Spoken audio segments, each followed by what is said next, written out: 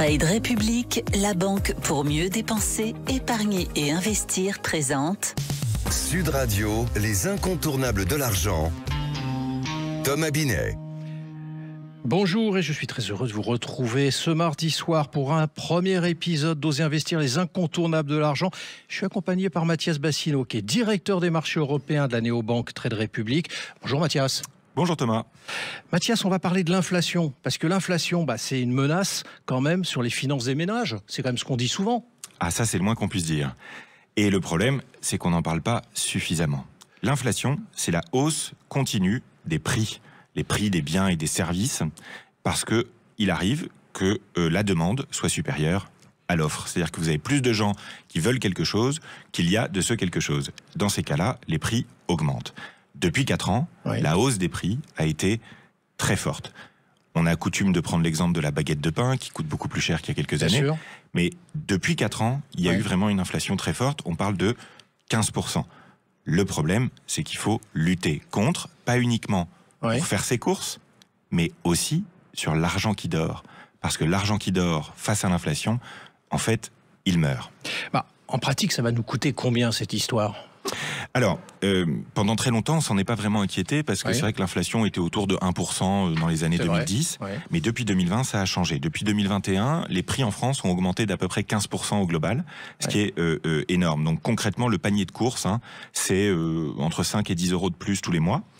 Mais surtout, et ça, personne n'en parle jamais, je suis très heureux qu'on puisse le faire dans cette chronique, il y a 55 milliards d'euros d'argent des foyers qui s'est évaporé sur l'année 2023. 55 milliards. 55 milliards d'euros. Parce qu'il y a en France des centaines de milliards d'euros d'argent des particuliers, des foyers, qui dorment sur des comptes.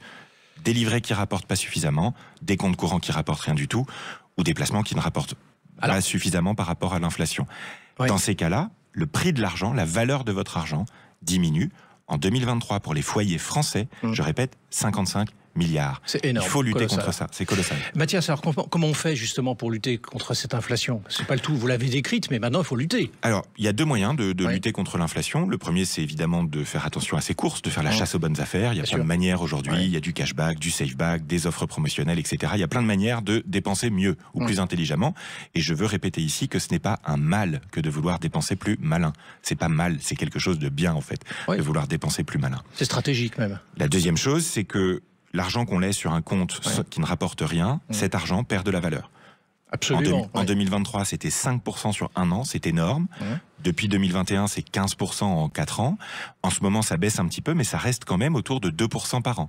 Donc, l'argent qui dort sur des comptes, ça, c'est plus possible.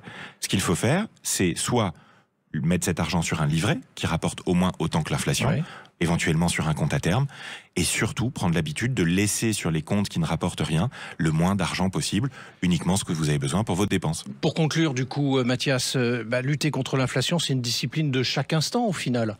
Et c'est une discipline qu'on n'a pas suffisamment mise en œuvre. La bonne nouvelle, c'est que la jeune génération prend les choses en main et met cette discipline en place au plus jeune âge. Le plus vite vous prenez les bons réflexes pour lutter contre l'inflation au quotidien, le plus vite vous serez adapté. Et que l'inflation soit forte ou faible, vous pourrez réagir. Merci Mathias. Merci pour cette analyse. On vous retrouve mardi prochain pour un autre numéro d'Oser investir, les incontournables de l'argent. Et pour ce qui me concerne, je vous retrouve dimanche matin dès 9h30 sur Sud Radio. Sud Radio, les incontournables de l'argent.